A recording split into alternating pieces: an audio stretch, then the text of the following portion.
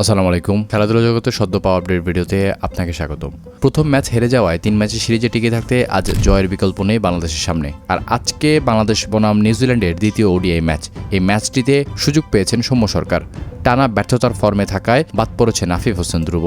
যাই হোক, আজকের ম্যাচটিতে দারুণ বোলিং করেছেন গতিতারকা নাহিদ রানা বল হাতে নিলেই দারুণ কিছু স্বপ্ন দেখে বাংলাদেশের সমর্থকরা।